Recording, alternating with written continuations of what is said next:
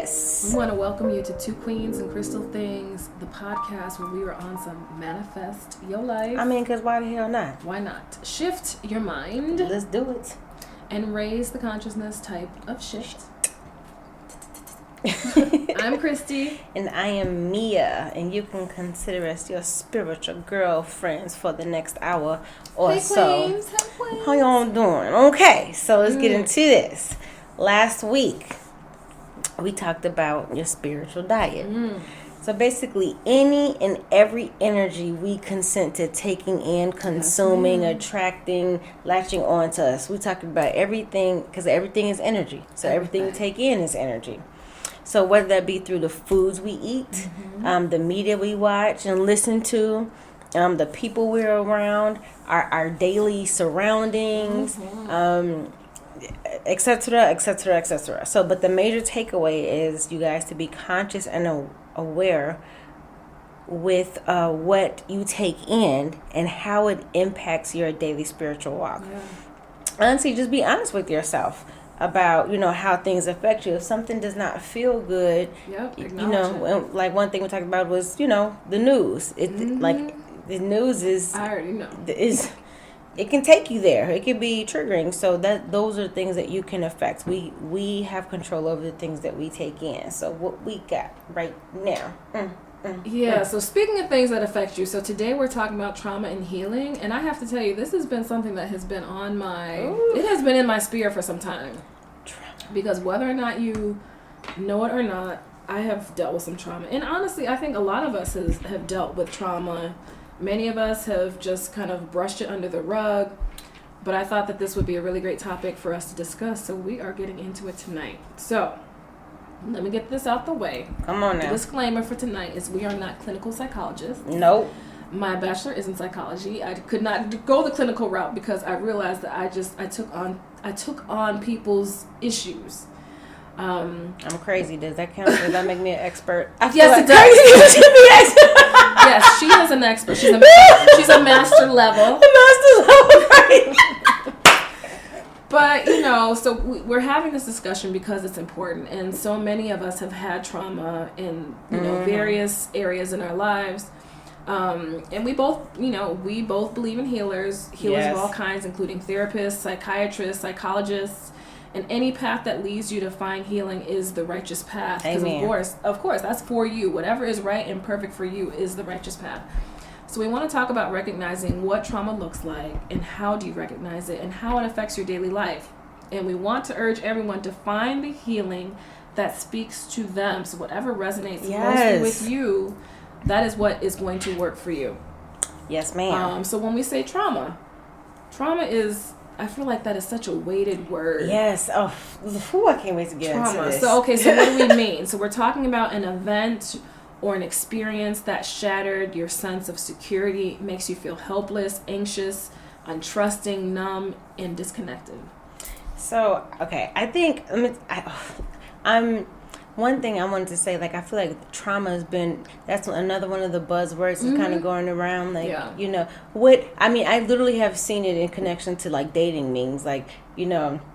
something I saw one that was F the naked pig, tell me what trauma you're healing from. You know what I mean? So I feel like it's, I think that it's good that has, that we're normalizing the fact that trauma exists. Yep. But plus, I want to talk about the fact that why it's so important right now for us to have this discussion. Okay, we're about to come up on a year of being, locked down. So basically, our lives changed instantly. And for many of us, this is the pandemic has affected or will have some short terms, but some of it will be long lasting. Some people's whole careers in the industries that they were in have been completely demolished.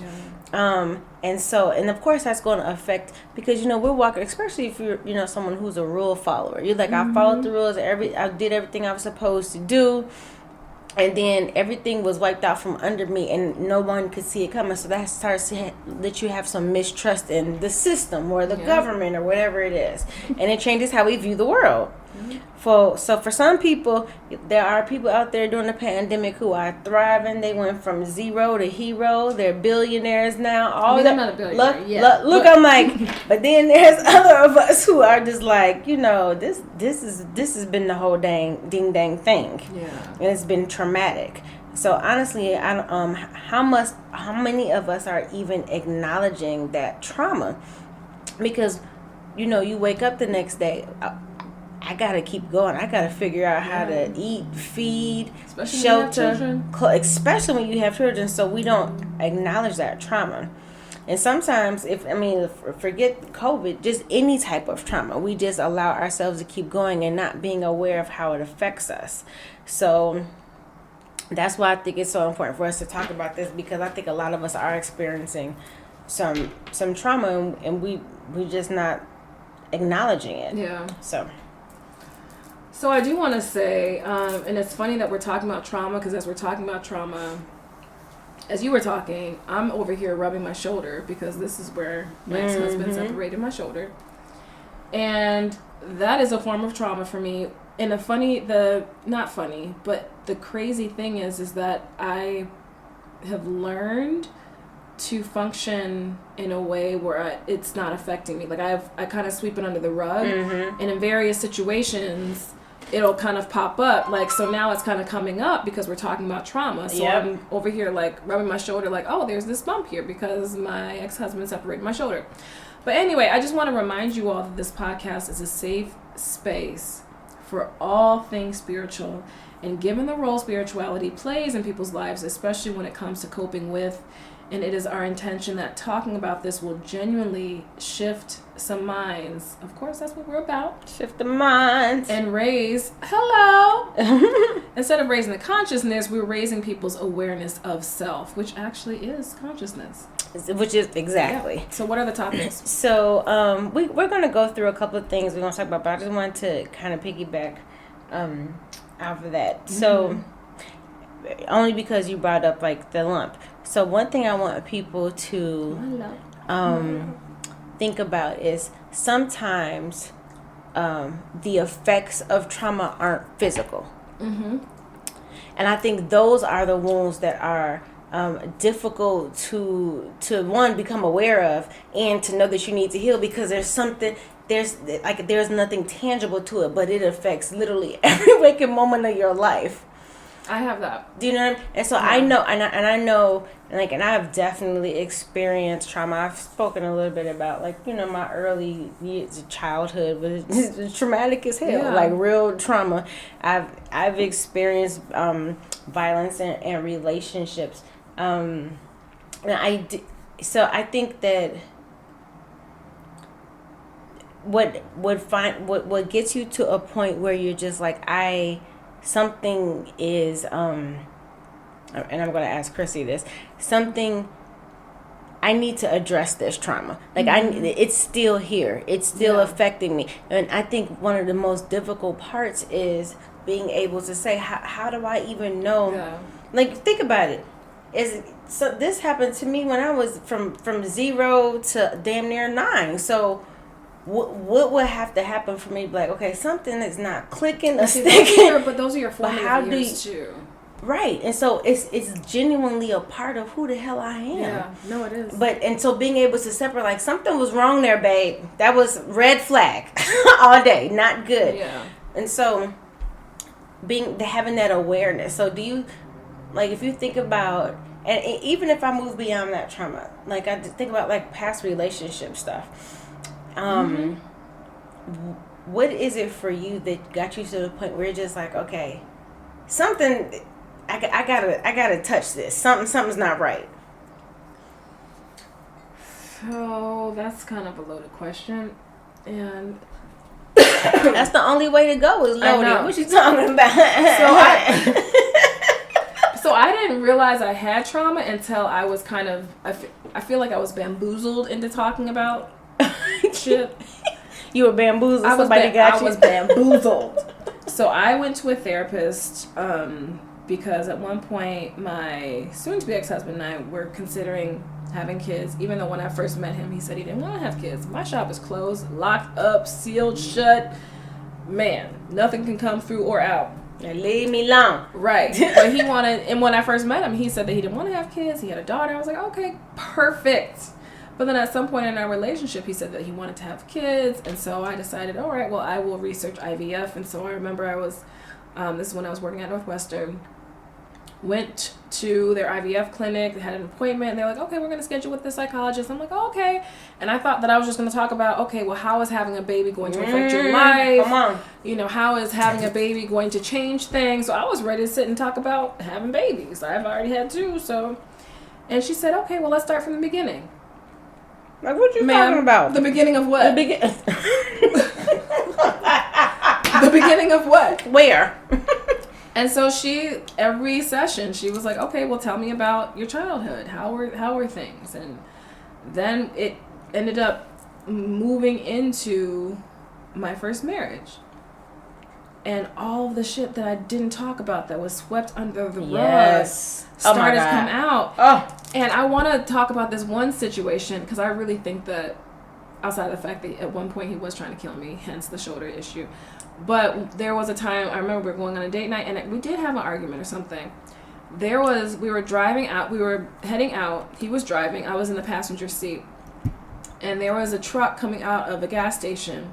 And like in slow motion, I remember him saying, you know, there's a truck coming and it's about to hit us. And I'm looking and he's in the car like, oh shit. Oh no, here he comes. Oh my God. Oh, we're about to get hit. And I'm sitting in the passenger seat and the car is coming towards me. So on the right side, anytime I sit on the right side of a car and a vehicle gets too close, I freak out. Okay, you know what's so interesting? This is so weird. I've had literally that exact same. Did you? Yes, but no, he did. This guy that I was with, you know, he fucked up. I was breaking up with him. And so I'm like, take me home. And so he's like, no, you're not about to break up with me. And he ran a red light and a truck was coming towards, and he ran a red light and he was like, tell me you still gonna be with me. Like, I mean, and the truck was coming. Mm-hmm. No, he definitely did it on purpose. I was like, this motherfucker is willing to kill us. That is crazy. So that's traumatic. That's traumatic as hell. Because, I mean, even now, I don't want that type of power over nobody. Right. I don't. That scares the shit out of me. Yep. Always something like that happens. So now, like anytime on the right side, it's always the right side. I like that is Christy. No, you don't understand. The same thing happens to me. Like I'm a jumpy passenger driver because I mean, like I freak out. Like yes, she is. I am. I really am. But I'm telling you, it's because of that. Like I was like, this dude is for real about. Right. Okay. You know what I mean? Girl, that's trauma. Yeah, that's just trauma. But of course, at the time, I thought that was love. I'm sorry. Growth. It's so funny. Baby, growth. Isn't that crazy? I was like, man, he must really want me if he's coming over here breaking my window, breaking in the house. Baby, what? Seriously. He must really love me. Okay. So, we got... so what causes trauma? Okay, yes. So it could be a one-time event, something that happens, an accident, a violent attack, some type of injury, something that, you know, is just a kind of like a one-off that forever changes you. Yeah. Mentally, physically, literally anything. Something that's ongoing, like a relentless bullying. Been there. Domestic violence relationship. A life-threatening disease. Not yet, no. A bad relationship. Been there. Living in a violent or like for real, and like I'm there too. A crime-ridden neighborhood, and I just have to say this, just, you know, y'all know we're from Chicago, and I don't think people realize how traumatic it is living in areas where your thinking and mentality every day is if you make it alive the next day, that's a win. When as soon as you wake up, you're thinking about how you're going to survive and hopefully you won't have to kill anybody and how am I going to eat. That is like your life is trauma. Right. And the fact that I hop in my car and I'm like, okay, let me not sit in the car. Let me get to wherever I'm going. Hurry up. Head on a swivel. Right. And then, like, even when I get the gas, I'm like, okay, so when I put gas in my car, I'm like, okay, so if anyone ever decides that they want to carjack me, because that's a big thing now. Yes. I'm like, okay, let me get my keys, because it's a key fob. So if they drove off with the car, they're only going to get so far. Right. Mm-hmm. So I'm thinking about all these things, you know, just in the event of, which is crazy. And all you're trying to do is get some gas. Right. And let's talk about terrorist attack, because I lived in New York during 9/11. And that's also another source of trauma that I haven't necessarily dealt with. I don't know if I'm ready for that. But I remember the very day my son was born, August 28th. My ex-husband said that he was supposed to be born on the 11th. I don't think that's the truth. I think it was the 15th, but whatever. He was born 2 weeks early, and I remember that particular day I was going to take him to Midtown where I was working. I was working for a dance school, a world-renowned dance school. And I'm looking on the news, and I see this plane driving, you know, flying through the building. Driving. And I remember, so my father is epileptic, so I'm thinking, oh, well, maybe the pilot had a seizure or something, because I couldn't understand what would happen. Yep. And then when I saw the second plane come through, so one of the things that I will say is, so I lived in the Bronx at the time, and we were 17 miles, I think, from ground zero. You can see the billow of smoke. And I remember going to work. I don't remember how soon it was after that, but the New York train, like the train was silent. And if you guys have gone to New York, you know the trains are not silent. It was silent. People were just sitting there in the seat. Wow. And a friend of mine, she was one of my roommates, she mentioned, and I must have blocked this out, but she said there was a stench in the air for the longest time of burnt flesh. And I know that I blocked it out. So that happened in September 2001 when my son was born. We moved back home to Chicago that following year in May. So I know that's a trauma. But think about it. So even if, I know exactly where I was when 9/11 happened. I'm sure everybody does. Like literally exactly where I was. I know I was working at Kodak in their consumer imaging division down in Atlanta. I actually was finishing up an internship. I was supposed to start working there full time in October.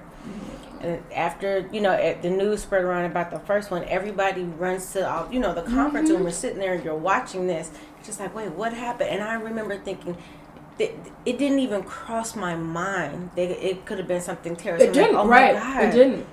What happened to the pilot? Like, there's no way. But sitting there and you're watching this and you saw the second one. The second one was what got me. I was you're like, wait. What the hell happened? I mean, I'm thinking the radar. What's the shit that, the radar? Right. I'm like, there's no way. I'm like, okay, I can see one. But that was a traumatic event to me. And I was all the way in Atlanta, Georgia. Because every day all you heard was and saw on the news. And, everybody was talking about all, and you thinking about all these people who just died. And then, and what's happening in New York, and then you're hearing about all these different companies and businesses are shutting down, and so that was a traumatic event, even though I wasn't necessarily in New York. So things like that, like mass shootings in schools. I remember Hurricane Katrina. I wasn't any place. That was crazy. That was traumatic as hell. Like I couldn't. Like I'm seeing people standing on bridges and on top of buildings yelling help us, and they haven't had freaking alligators. Oh my girl, that was traumatic and I mean it was so graphic. So even if you don't experience any of these things yourself, but consider how much you're confronted with the images and messages from these. That's why I don't watch the news. And that's another thing. Like I kind of get upset with people when they repost the 9/11, like never forget. I'm like, never forget what? The fact that I'm traumatized from this event happening, so I'm supposed to get re-traumatized because you want us to never forget this whole attack on 9/11. It's just, and so even, and think about it, I wonder how many people who weren't even born have trauma from that because of passed down trauma, because everyone's talking, you know what I mean? So... anyway, or exactly honestly what's happening in the world right now with the pandemic and There's so much social unrest. Girl, Texas with the flooding Oh, and the freezing. I saw something on Instagram God. and I cried. I was like, I can't. Like, I'm done. I cried. A little boy freezing to death in his bed, literally frozen. Oh, I didn't see that. Girl. Oh my gosh, don't see It that. was, and you know, anything with me, and I don't even watch scary movies. I'm like, I'm that punk. Y'all know that me. I do. Look, I'm like, y'all know me in my Hallmark movie watching behind. No. I can't. So my father wanted. I think at some point he wanted sons. He had 3 girls, so he would take us to every scary movie. Ooh, when I was younger, I used to watch. I could do it. I can't do it now. It's crazy. But, just, you know, so seeing these things and hearing about it's like you want to know what's happening, what you can do to help. But then it's like, oh my God, this is really happening. It's, you know, like people are dying. And then you hear about the bills, the people who did have election because it's a non, and it, you know the crazy thing, and I don't even want to get political, but you know the crazy thing about the Texas thing is, it's the only state doesn't have their electricity grid connected to neighboring states. So they want it to be unregulated. Oh, so that's for a reason. Hold on, because that's so now. But what connects you when you're connected to other grids and states, in cases of emergency, they can give you, they can supply you with some electricity. But because they didn't want to be connected, these people didn't have electricity. No one could come in and help them. Hey, no one could come in and help them. And then the people who did people are getting bills for $20,000, Christy. For electricity? Yes. So now, how is that legal? Because it's unregulated in Texas. So now these people are getting bills for $20,000. They're getting college tuition bills. And so then you have the companies that are making money off of people's pain. To them is jackpot. Like, this is the best thing could have ever happened to them. That's insane. But I mean, stuff like that is traumatizing to me. Now there's different levels of trauma, right? So there's like, you know, something that will and let me say this. Remember that what determines if something is traumatic to you is depending on your emotional response to it, okay? So it doesn't necessarily have to be the intent of the experience or the event. So, like for instance, it isn't the intent for what's happening in Texas and I'm all the way into Chicago to have some type of effect on me. Or you know what, I'll take it even simple. Some people are traumatized when their parents get divorced, right? Yeah. And some people are traumatized by their parents staying in a volatile relationship. So it all depends on the person and their experience and with their emotional response to it. So some kids will be like, dude, I would rather you motherfuckers never talk to each other again than me have to live in the house with this tomfoolery. Yep. And some kids are like, I don't care about the time as long as y'all together and I got a mommy and a daddy, I'm good. Mm-hmm. So it's gonna vary for, you know, each person. So that is true. So we all react. Yeah, so we all react to trauma in different ways. Thank you, Mia. And honestly, there is no right or wrong way to feel or respond, so don't judge your own reactions or those of other people. Like I told you, 9/11, those emotions I have not dealt with. When I go and visit New York, you know, people ask, well, did you go to 9/11? I mean, did you go to Ground Zero? No, then I won't go. Because I feel it. Mm-hmm. I know what you mean. And it's a trigger. It brings it all back. I can feel it. Mm-hmm. So I can't do that. But your responses are normal, so just keep that in mind. And reactions, you know, your responses are normal. Reactions to abnormal events. Yes. Yeah. Like there is no normal. book of how someone, even if there was, I would say throw the shit away. But there isn't a book on how you should respond, especially to something that is extraordinary or abnormal. Traumatic. Yeah. That changes your life. I mean, it's just what comes out. It's not for you to judge and you waste your time and harm yourself judging your reaction to it.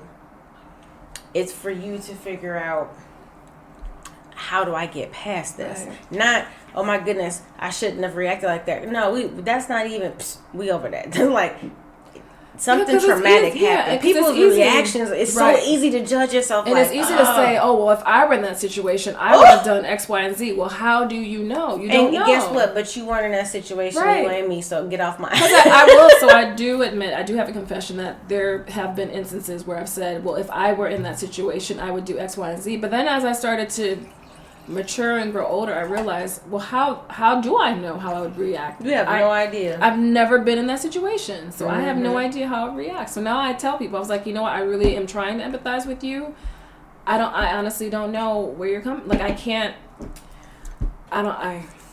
I respect where you're coming from, basically. You know, and especially when people are dealing with trauma, right? Like there is no right or wrong way.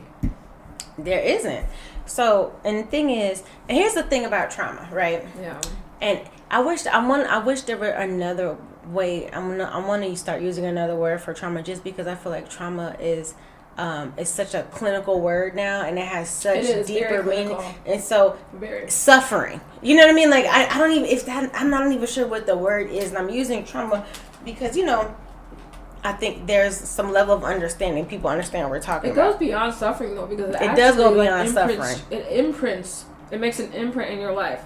Well, that's the thing. So trauma, the thing is, okay, so trauma can affect one part of your life. Yeah. Right? Meaning you could have something happen that affects how you view love. Uh-huh. And it can be specifically like, it totally affects the way you see love, but your sense of self or, your ambition or other things aren't necessarily affected, but this part of yourself is affected. Mm-hmm. So it doesn't necessarily have to be an all-encompassing, although when it is, that's the thing.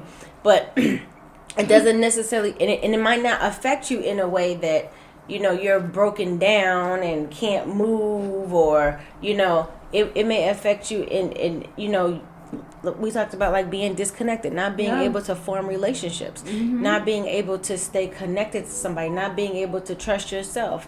Being super codependent. Like when we start looking into the parts of ourselves that we know need healing, and start asking some questions, we oftentimes realize that it's not about what's happening right now. There's some trauma that I haven't healed within myself that changes my perception, the way I view how things happen. Because again, everything's different for everybody. Yeah. And the way that we treat it, the way that we handle the trauma, it's not going to be the same for everyone. It's not going to be the same. But let's get into the good part. Let's talk about this healing. So yeah, how do we heal? Because there are some people that I've talked to, they're like, well, how do I even start? So you guys know trauma can last a few days or much longer depending on what caused the trauma and the person's response. So basically the question is what you can you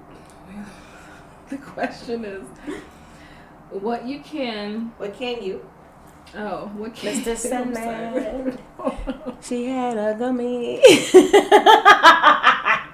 You can do. Yeah, so what you can do to start the healing process, and moreover, how do you know when it's time to seek some professional help? I think right now. It's time to seek some help. You guys remember this cough? I found out it's bronchitis. She over here with the brown. Right. Sounding just horrible. So I would say that okay, what can you do to start the healing process? Yeah. Okay. I think that well, first you have to acknowledge it. Exactly. I was about to say that's literally, I feel like that's the start of healing anything when you're trying to get off of drugs. Acknowledge. The first step is acknowledging. Sex addiction. The first step is acknowledging you have an issue. No. I have no problem. Everything's wrong with you. Right. But so it is so starting the healing process, I think, is when you start asking the acknowledging it, and maybe it's not even okay, I have a problem, but even if it's just one step towards questioning. Right. So wait a minute, hold on. Yeah, we sitting up in crazy's house. Brantley, the cute little poop. he's drinking water. She over here side-eyeing him like he's drinking too loud. It's a dog. He is. She's like, Brantley, it's fine. You're so cute. Make sure to use the pee pad, man. Go pee on the pad. Not on the floor. Not on the floor. Oh, poor Brantley. Little cutie patootie. Anyway, so I think that like we're saying, just kind of the acknowledgement. But even if you're not even to the point where you can say this is a problem or this is a trauma, when you get to the point where you are asking questions. Right. You just open up the door for yourself. I notice when I'm sitting in the passenger seat, when someone gets a little extra close. That's weird. What's what that's about? When you start asking questions, when you start noticing and paying attention to yourself and really loving on yourself and shining a light on you, you've already started the healing process, right? Yeah. I would also say that once you start that process, right? But how do you know when it's time to seek some professional help? And professional, I mean professional, clinical type of help with therapists, psychiatrists, psychologists, and any one of those. I would say, and again, when I'm saying this because, like I said, we believe in healers of all kinds. I have been to a therapist a few times in life over various issues. So I definitely see the benefit there. But to me, and you let me know what you think, Chrissy, I think that I'm always an advocate of people figuring out what works best for them and how to find the modality or whatever they can pull in themselves to heal and work on themselves. But I think when it gets to a point where the effect of the trauma that you are experiencing is making it so you cannot move forward at all. Right. You've done everything that you can do. You can't even. I don't even know where to begin or talk to think. What question? Who am I? All of that. I think that that's when it's time for you to get some professional help because I think that dealing with trauma is hard.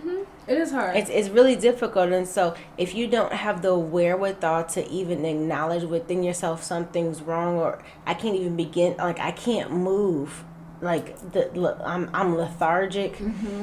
It's time to get enough energy to just find somebody to talk to. Yeah, and it doesn't have to be a psychologist. Like we said, whatever works for you. So if it's a shaman, if it's the pastor at your church, if it's your girlfriend, I mean.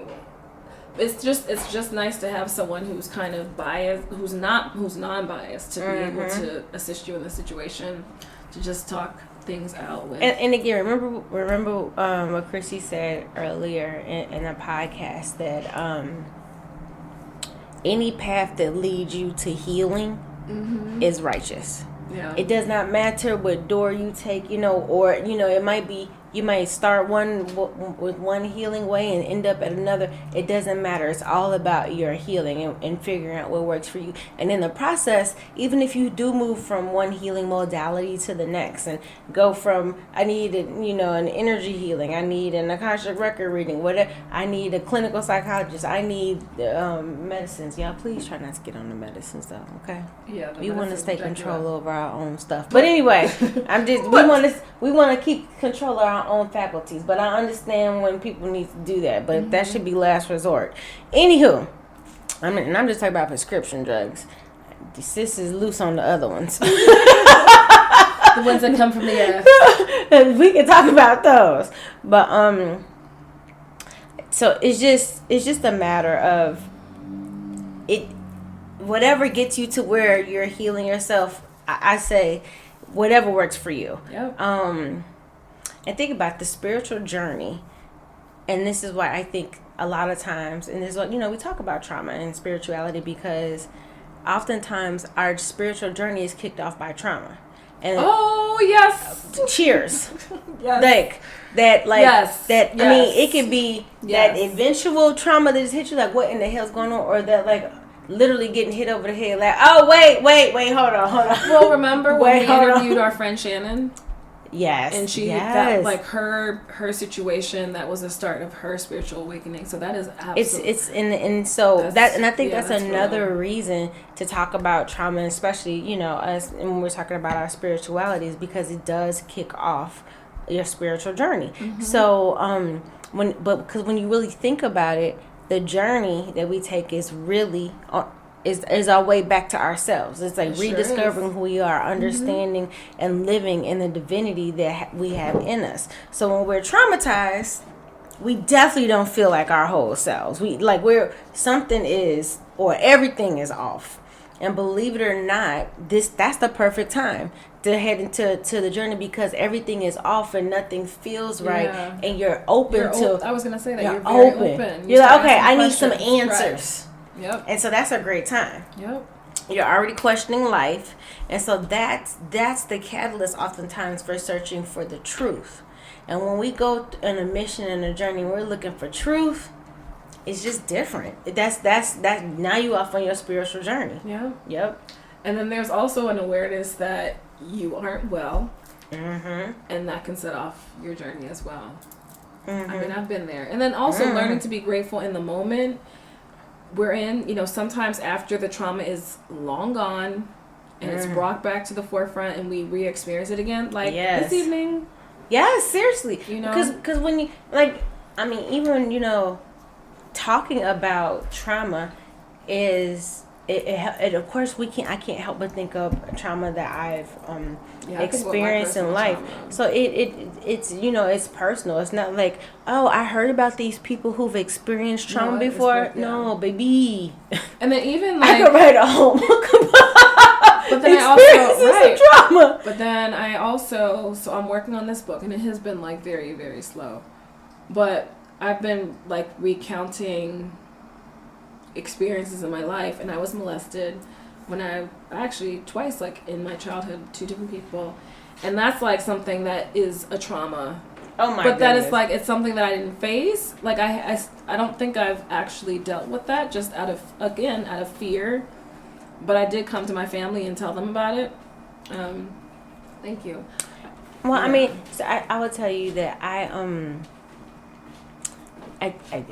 you know, it's don't even get me started on. I wish that being molestation was less normal, less it happened less than it has, and I have dealt with it as well. And I think for such a long time you don't, because again you just keep living and you keep going, and depending on, you know, if you felt you had an adult to go to say anything, and if you did and they didn't believe, like, you know, that can kick off all, like, you have the act itself, and that's the trauma of it. And then we don't think about the act of what happened, the trauma that comes from, do I say something or don't I? Right. So the people who do say something and the response is, I don't believe you, or what did you do to make them do that, or, you know, whatever, that's a whole nother trauma, because now only has this bad thing happen to me, but it's my fault.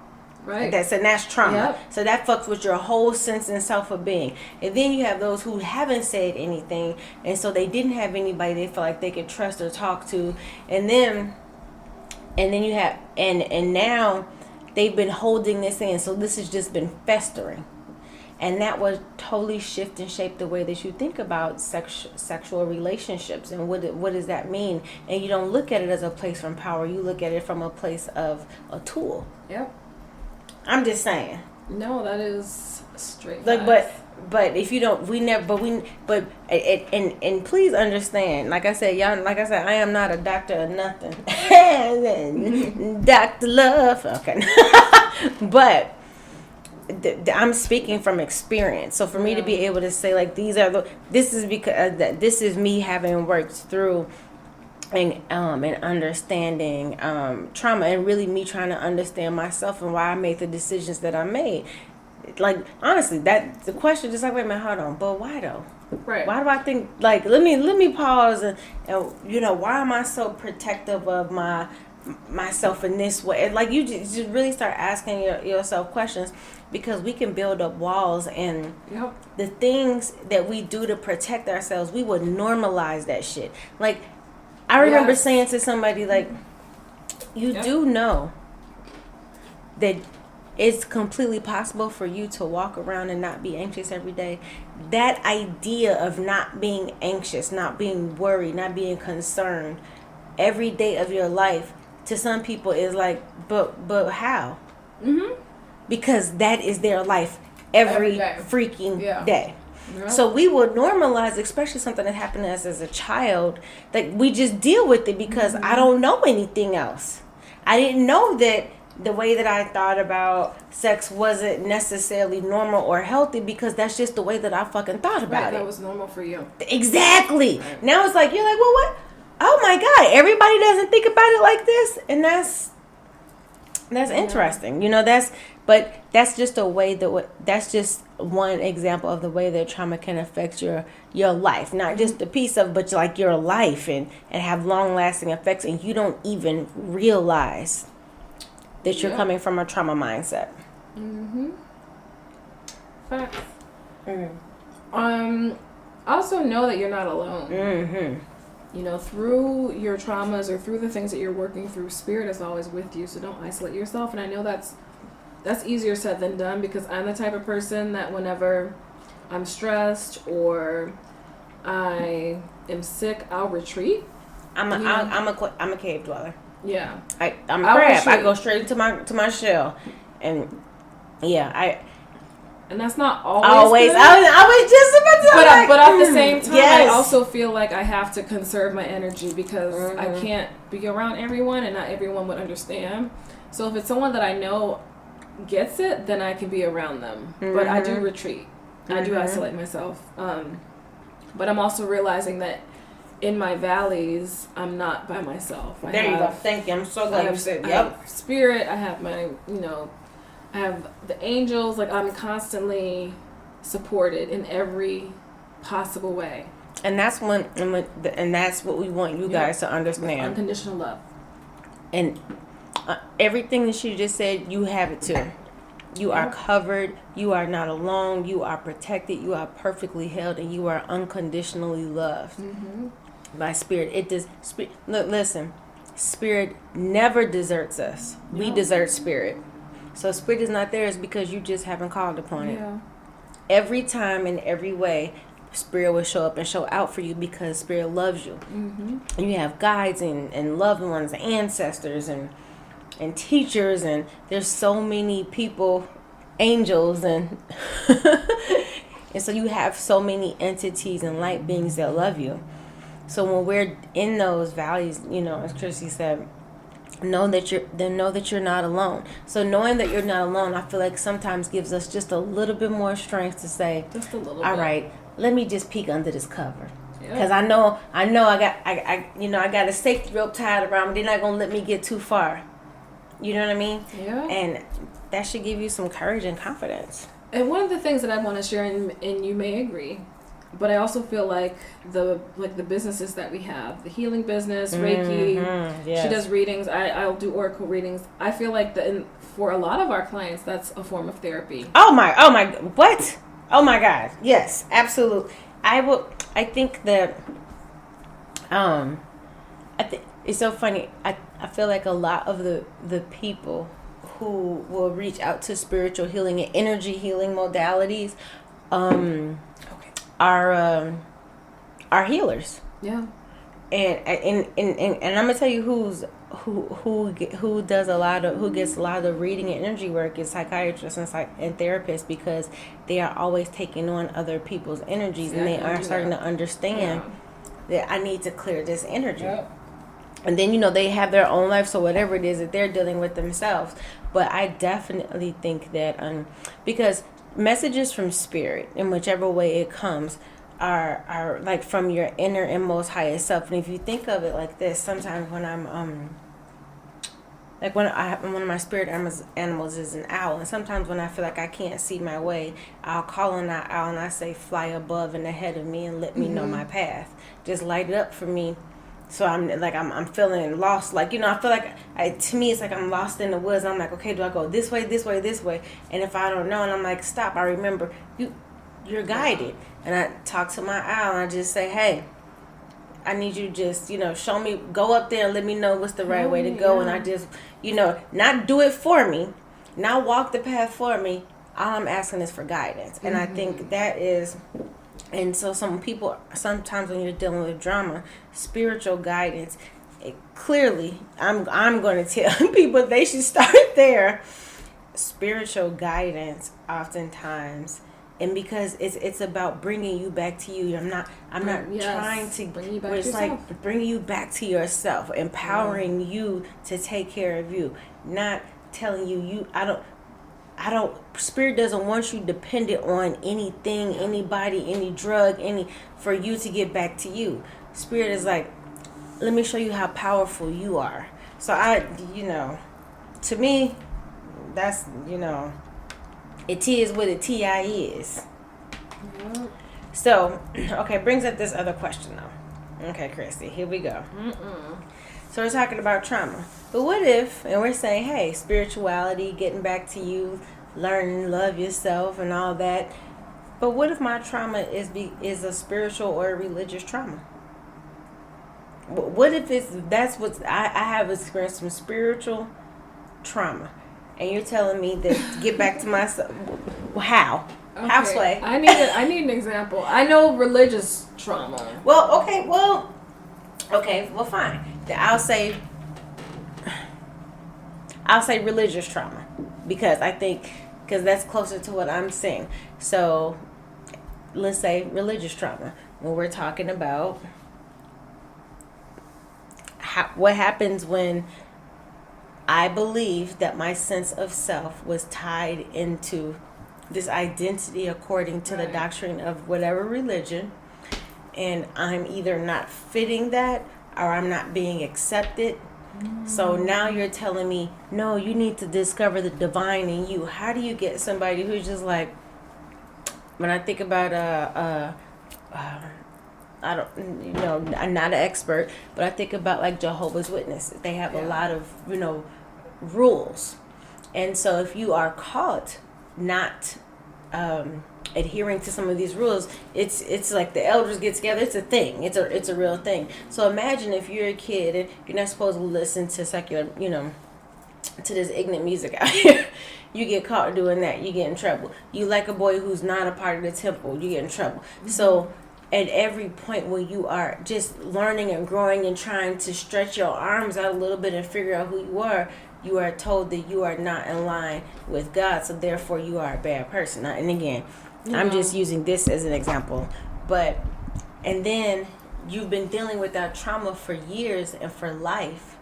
And now we're saying, okay, how to, one way to deal with this is to get back to yourself and understand the divinity in you. That's going to be a hard sell. Because you're like, I just came from there. Oftentimes when people are dealing with religious trauma, a lot of them go to, there is no God. This is awesome BS. There is no sourcer, no creator, whatever. You know what I mean? So when you're trying to empower somebody to know who they are, how do you get them there when they just came from that? Girl, you ask me questions when I've been drinking this Chianti. I don't even know. But I mean, because I'm just thinking, we as you know, people who reach out to us, we have a lot of recovering, very heavy into the. And I've been there. The religious world, you know what I mean? From whatever religion. Yeah. And oftentimes what happens is they get to the point where you're just like, okay, but wait a minute, hold on. And this is what happens. I love this because it brings back to the message of we are oneness. Mm-hmm. So, say I'm Jewish, and my religion tells me that if you are not Jewish, you're going to hell. Right. Like, no matter what you do, who you are, what love you give and everything, you're not Jewish, you're going to hell. And so at some point, you might be like, well, wait a minute now. Huh? Like, you know what I mean? So say you fall in love with someone who's not Jewish. How do you reconcile that? So there are all of these things where people get to a point where they're trying to reconcile. How do I exactly? Yeah. Well, I will say, and we said this earlier, I do think that the first step is acknowledging, okay, this does not sound normal. Like, this doesn't sound logical to me, so there has to be a different way. Like, I feel like in order to get to that point, you have to think outside of the box anyway, if you are willing to, go that route. But that's a real... Well, I would say this. So I think religious trauma is different. Seriously. But I think about it, spirituality promotes, the way that I see it, is promotes searching for the divine in you. Yeah. Not looking outside. It's more individual. Yes, not looking outside of yourself to find, to understand what God is. Mm-hmm. It's like, go deeper within you. Whereas, religion, it's like you have to fit for the most part, promotes searching for acceptance in an already like an established set of rules and regulations, like this doctrination, right? So what happens then, because when you're talking about the highest being, the thing that the source, the thing, the he, the she, whatever it is that created us, we connect that to our identity. Like, this is who we are. I came from this. So think about how it feels for someone when you feel like you failed to live up to this God. You know what I mean? Yeah. That's traumatizing as hell. It is, because then it's almost like you can never be the perfect. I can, like, my life is a I'm failure. Going to hell. I'm going to, like, and then so think about it. And y'all look. Yeah. This is what I always say. Do not mess with people that feel like they have nothing to lose. When you back somebody into a corner, that's the worst person to mess with. Don't do, because what you gonna do? Mm-hmm. So, if there's some indoctrination connected to the idea of God, where now I feel backed up in a corner, like, fuck it, I'm just going to hell. It's over for me. Mm-hmm. So I might as well, since y'all think I'm that, I might as well just go ahead and be it, because what can I do now? That's not source. That's not created. That's not God. So, and that's scary, because now you're creating people who are willing to be demons, because you already told me I am anyway. Forget it. But I will say, and I know this is not a part of what we were discussing, but I will say that some trauma is purposely planned. Specifically for that. Specifically. We can get into that. But I mean, think about like the quote unquote urban communities. I've heard of people who work for the Chicago Police Department who have knowledge of guns being purposely dropped in certain communities. I'm really going to sit here. And then it's like it perpetuates the next and the next and the next, but that's, I'm not going to talk about that though. I'll say this, and then because you know, right? Y'all know I know. So look, I'll say this: if there is a group of people that you are trying to get rid of, or that you no longer want around, it is so much easier and I'm air quoting, empower them, give them the motivation and the tools to kill each other than it is for you to go killing them. Yep. Killing yourselves from the inside out is way more powerful. If I just drop just a little drop of hatred among the group of people, and then I give you something to make to live out and execute on that hatred amongst each other, and then I just get to sit over here and act like I give a F. Yep. And don't really do anything about it when I'm the one who set it off. That's some different type of stuff, but I ain't about to get into that right now, y'all. Not today. That's not today, though. I'm not about to do that. Actually, you guys didn't hear that from us. You didn't hear anything. No, ma'am, Pam. Okay, so we already talked about getting some clinical help.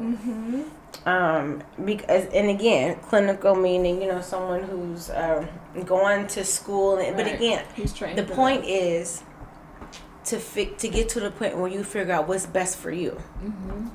And we are always proponents of, hey, getting to know you, getting that spirit together, snatch it up. You know what I'm saying? Snatch it up. All right, so what you got? That's not excuse me. So the takeaway? Yes. The takeaway is we're on a path to feeling whole and complete. And one of the greatest things we can do for ourselves is embrace the dualism within us as we navigate life. No, that wasn't. That wasn't. Okay, so I'll say. But no, I will say. So let me try and tie it in. So the dualism, as far as like being aware that there is trauma, and then not being aware, like kind of just like not being aware, like I said. But I think it's important to understand that we have some trauma. We need to deal with. But then, we might be in a position where we're not able to, and that is okay. I mean, you are in that space at that point in time, but I think, the first thing is just acknowledging that there is trauma there. Well, I would say, I mean, honestly, similar thing. It's just being open and honest with yourself to recognize that there's something that needs addressing within you. Yeah. And not and I'll say this, and getting past the point of being a victim, because I'm telling you, 9 times out of 10 there's somebody else involved in the trauma that we have. But so it's easy to say they did this, but when we really start kind of looking at ourselves, and not that we invited anything, but it's like, now, okay, yes, that happened, but now what am I going to do? You have to start working from a place where you have an opportunity to move forward, where now your actions count, right? And now what do I do? And that, I think that's the beginning of a lot of, it's like, yes, that happened. That happened to me, and I'm healing from that, but now what?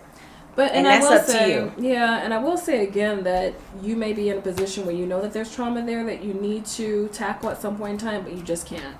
And I will be honest, going back to the 9/11, I know there is some shit that I haven't dealt with, and I don't plan to. At this point in time, it's just one of those things that I've kind of pushed under the rug. At this point in time, that is okay for me. Maybe at another point in my life, it will not be okay for me. But what I want to say is, wherever you are in your life, just know that it is okay. There is no judgment. Because again, this is your walk, your journey. This is what is right for you. Okay, so Mia, what is the temple? So what's today? Wednesday? We record on Wednesdays, y'all. Yep. So this goes live on Friday, which is the 26th. So at 9:18 on the 26th, actually. That's the full moon. So the temple work for this week, when you guys are listening to this, is, the full moon is a great time to release things that aren't good for us. They don't serve us. We don't want you here. Kick them out. This is where we let go. We evict the tenants living in our mind rent free. You got to go. No emotional squatters. So temple work for this week, and this is something, an exercise that we've done before, but I want you to think about what it is that you need to release, but specifically as it relates to trauma. And so when it comes to some trauma, it's not necessarily release. It's like, okay, what do I need to deal with so that I can release? So it's not just release. It's what do I need to deal with so that I can release? And you guys, and I'm always saying to write it in your journals. I promise you, just even having that conversation with yourself and writing it down is a start to a healing. Okay? All right. Once our crystal of the week. Crystal's Christie got the week. The crystal of the week. So this is so funny. I was like, I know we've talked about this crystal. We haven't. But we have not. And it is one of the best crystals that I've worked with. So it's called lepidolite. And lepidolite, think of water, heart and third eye chakra. It's great for emotional healing and balance, purification, relaxation, and stress relief.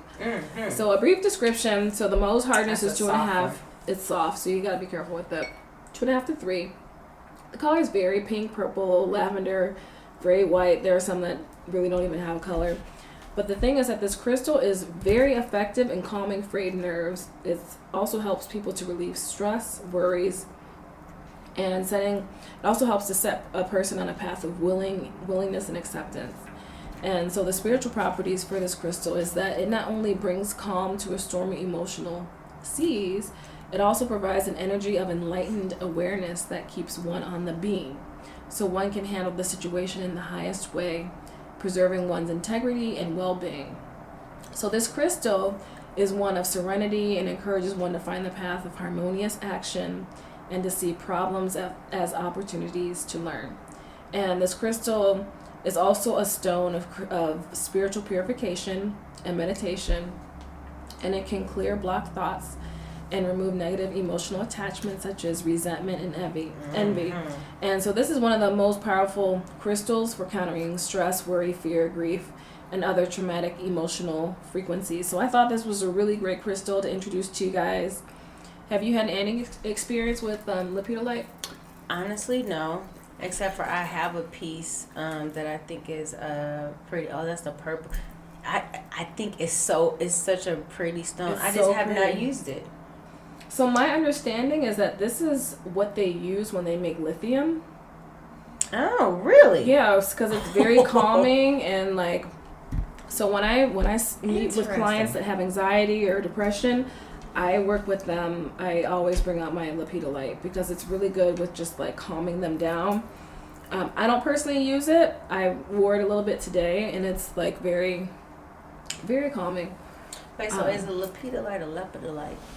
You know I have what? no idea. People. No, I'm really asking. No, I say lepidolite, but you know, people in the crystal community may say things differently, so that's up to you. I've also made like a non-direct infused crystal water because you know the most hardness is pretty soft, so you don't want to put it directly into your water. Mm-hmm. So indirectly, like I'll put a jar and then put it on top of the jar. How is it? Or underneath.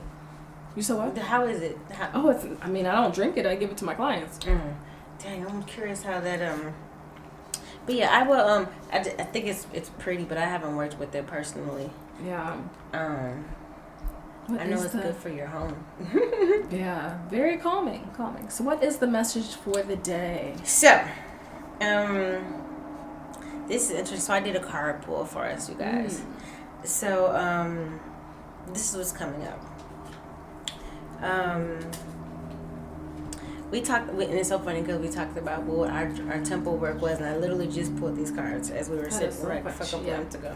So, and the first thing that's come about is letting go of the old you, letting go of the things that patterns, and I'm sensing behavioral patterns and letting go. And we talked about this in terms of addressing them and acknowledging them, right?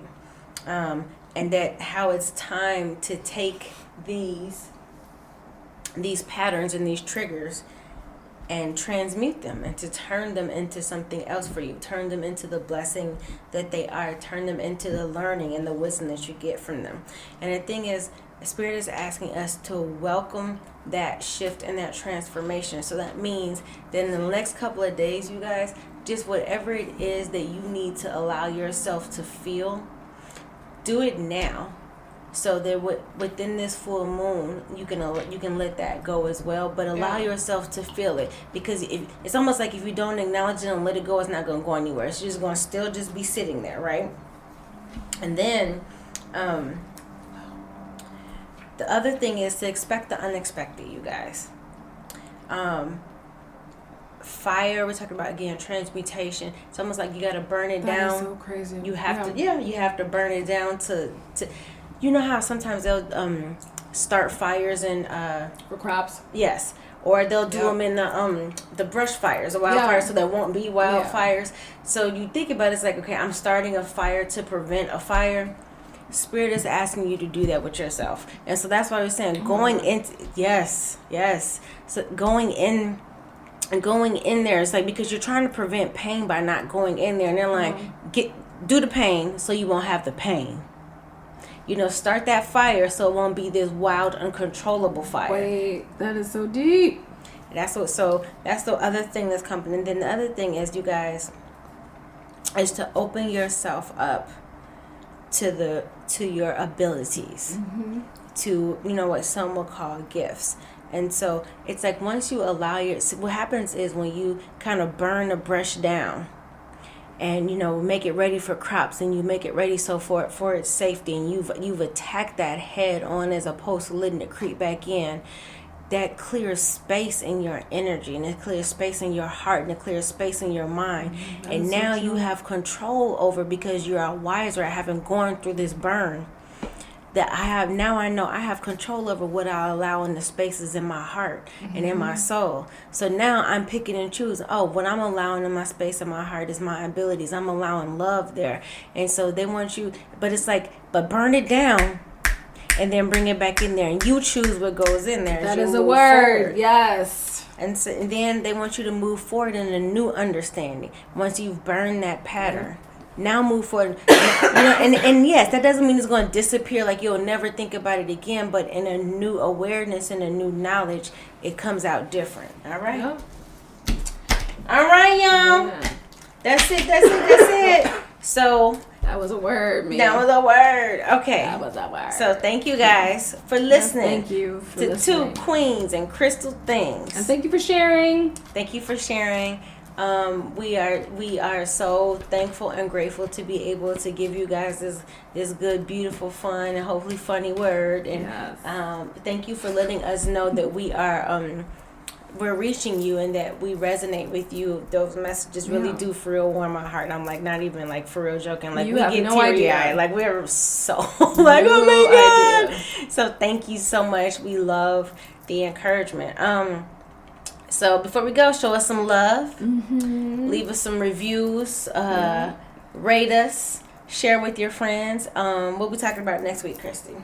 Next week, so we are gonna talk trauma and healing part 2. Hopefully, we'll see. That's right. So hopefully, and you know what, we've changed before. So hey, you know what, just show up and show Surprise! out when we come up. But and continue to share our page. Some of you have been tagging your friends. Thank you so much for that. We really appreciate that. Really, no, seriously. And so if we are able to make this work with a friend of ours schedule, we want to talk to someone who is definitely a spiritual sister, but she's also into trauma healing. Mm-hmm. And we want to talk a little bit about medicine. We're just gonna call it that. Yeah. If y'all don't know what we talk about, go ask a couple friends. Look it up. Google what the spiritual folks talking about when they say medicine. Right. So we want to talk about that. Okay. All right, guys. Thank you. Thank you. We love you, and we talk to you guys next week. Yep. Peace. Love. And soul. We out, ya. Peace.